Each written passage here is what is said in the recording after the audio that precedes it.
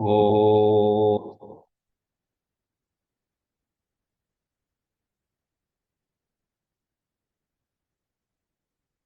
oh,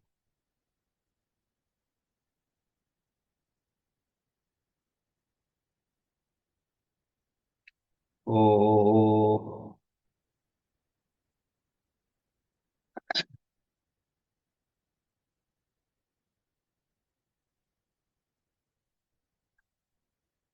Om Sahana Vavatu Sahanau Bhunaktu Sahaviryam Karavavahai Tejasvinavadhitamastu ma Ishavahai. Om Shanti Shanti Shanti.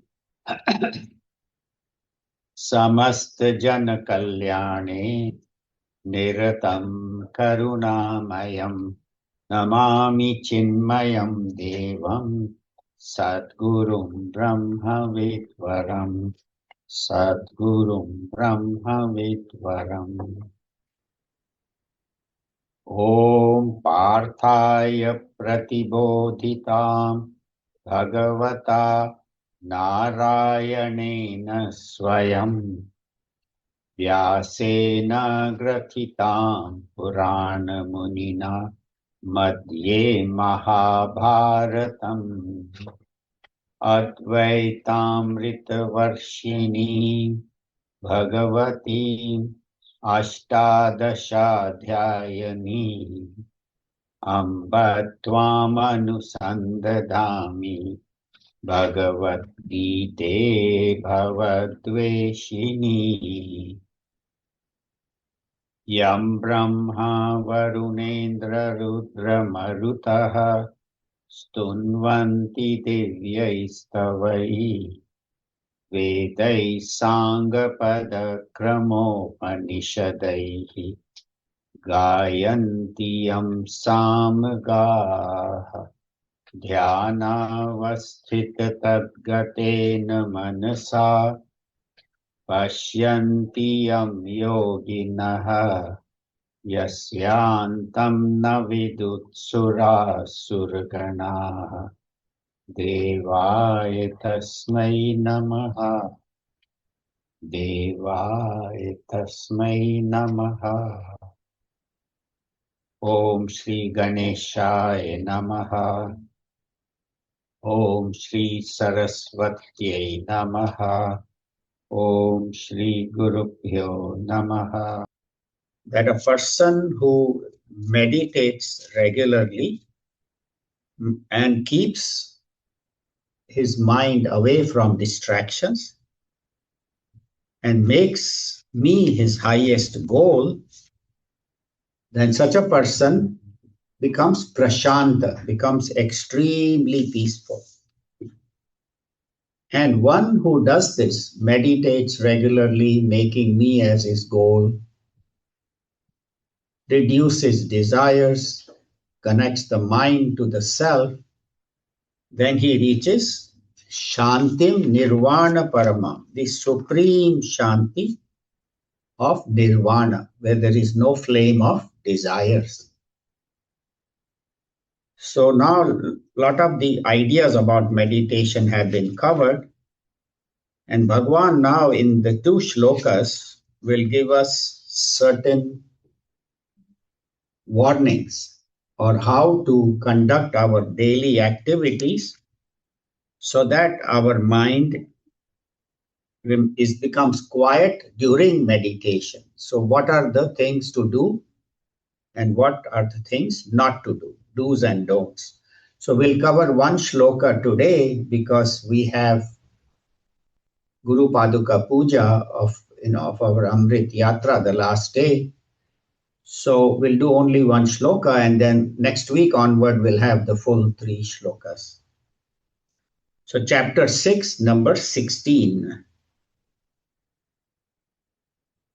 Natyashnatastu yogosti. Natyashnatastu yogosti. न चैकान्तमनश्नतः न चाति स्वप्नशीलस्य जाग्रतो नैव चार्जुन. Chant together. Chapter 6, number 16. Natyashnatastu yogosti न चैकान्तमनश्नतः न चाति स्वप्नशीलस्य जाग्रतो नैव चार्जुन. So Arjuna, he tells him, a yogi, one who is on this spiritual path and especially of meditating, na ati ashnastu, neither should he overeat, not eat too much. Then you cannot practice yoga, meditation. Na cha ekantam ashnata, and not eating at all. See, both are wrong. Eating too much is bad, and over-starving your body is also bad. We'll cover that. And na cha ati swapnashilasya, and one who sleeps too much. And jagrato, and one who stays awake all the time, hardly sleeps. Naiva, neither of those two are good, O Arjuna. So we'll talk about food because that is our main obstacle. So what happens is people either overeat. There are some people who are constantly eating, overeating, and others fast themselves. I mean, some fasting is good, Ekadashi, and some for self-control, but I have seen people who will fast 2, 3, 4 days a week, and their body becomes weak and their mind is not able to function. Oh, today is mother's fast, today is this one's fast, today is this Devi's or this gods, and all the time, every day of the week, they have some fast or the other, and to the point where they get sick. I know one lady who used to fast so much, so often throughout the week that she ended up with autoimmune disease of her mouth, muscle of her mouth, because of over fasting. Body became so weak that it couldn't fight any illness. And then, of course, people who overeat, then you become sleepy, you become lethargic. So they say you should eat sattvic food, eat in moderation. Sattvic means food that is not overcooked, not too spicy, not too rich. And then Rajasic food is food that we get in Indian restaurants, full of cream and spices and heavy cream. They flood the vegetable with that. And then Tamasic is the food that makes us lazy, alcohol, drugs, and even food that is very old, that is kept too long or fermented for a long time. You can buy cheese, which is 6 months old, and they call it crawling cheese because it has so many bugs in it. It almost can crawl to you. So anything that is, or kanji, in North India, we make kanji where we keep this vegetable for a long period of time. I think even South, they have such dishes.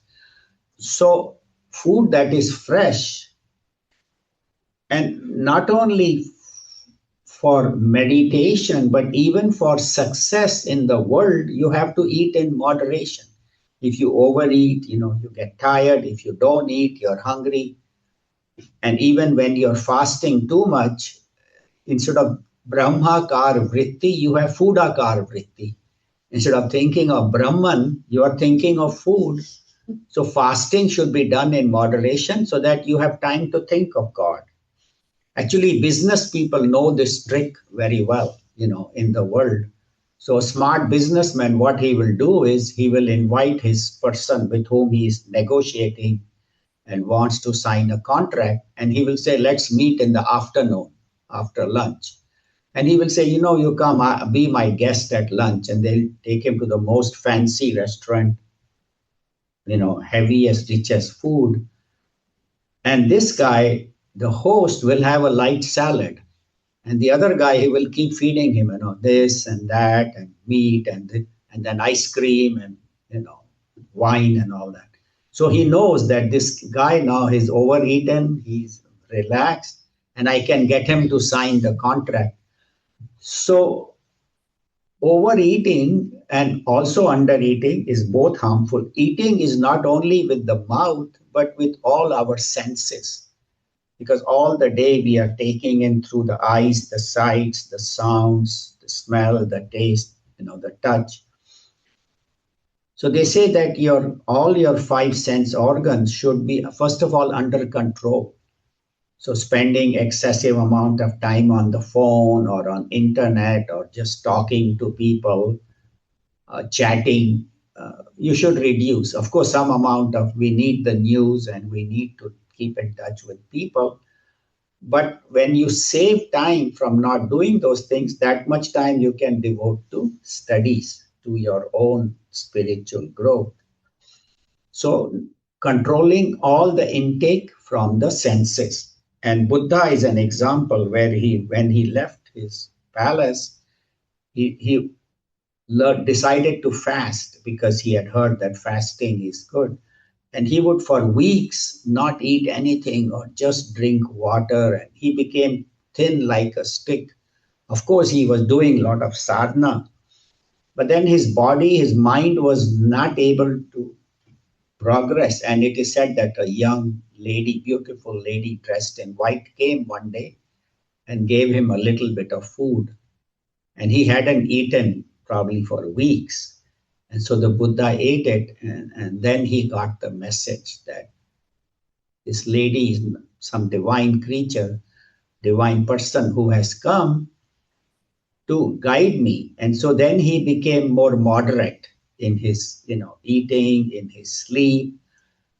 And that's how the progress in spirituality happens. You have to be moderate in food. And the prime example is Rosemary's ice cream. I don't know how many people have gone. I haven't gone in a long time, but I remember we used to go. And I mean, their dishes are after dinner will have this 3-scoop banana split, with all kinds of toppings. And that meal itself is probably 3,000 calories. And that is after you have eaten your lunch. So that when I go, it always reminds me, and thank God I haven't gone in many years. But the point is that moderation, the same thing in sleep. Some people sleep too much. 11 o'clock in the morning, you call them on the weekend. He's still sleeping, doesn't answer his phone. Why? Oh, because I went to bed at 2 a.m.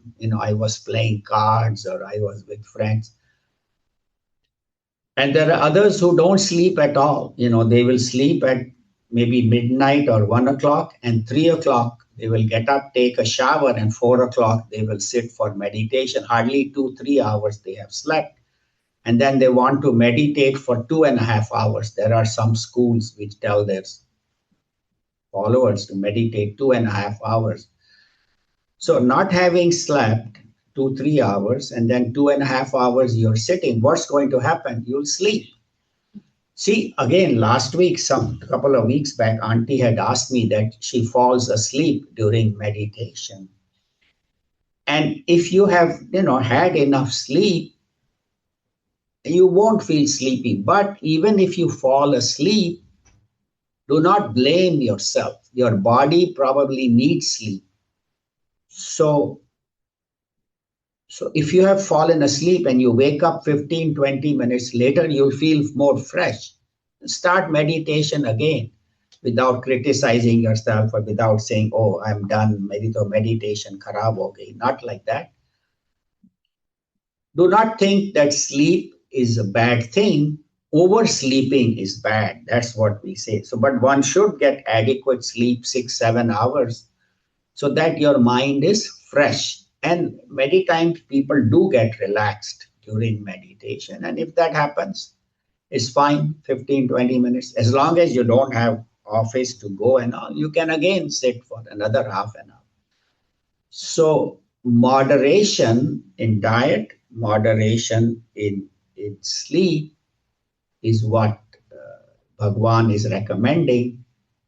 And moderation in all our activities, not overworking, not working at all. That Bhagwan will cover in the next shloka. So basically, living a life of moderation, not only in food and sleep, but in all the senses, not talking too much to people, not chatting too much, spending time in silence. Before meditation or before going to bed at night, 20 minutes, just sit in silence, do nothing. Don't have to read. You can read before that, but the last 20 minutes, just contemplate on Bhagwan, watch your breath, do your mantra chanting. And this is the brief message we have today. Bhagwan says, live a life of moderation, not overdoing and not doing not at all. We'll end here. Next week, we will try to cover 3 shlokas where Bhagwan will say, not too much activity, not overwork, not workaholic or no work. And then further how this Bhagwan after that will continue his discussion on meditation. And there is a very beautiful example of the lamp. Okay, we'll end here. Om Sarve Bhavantu Sukhinah Sarve Santu Niramayaha Sarve Bhadrani Pashyantu Ma Kaschid Dukha Bhag Bhave Om Asato Ma Satkamaya Tamaso Ma Jyotirgamaya Mrityorma Amritam Gamaya Om Shanti Shanti Shanti Hari Om Shri Guru Pyo Namaha Hari Om. Thank you very much. See you all next week. Hari Om.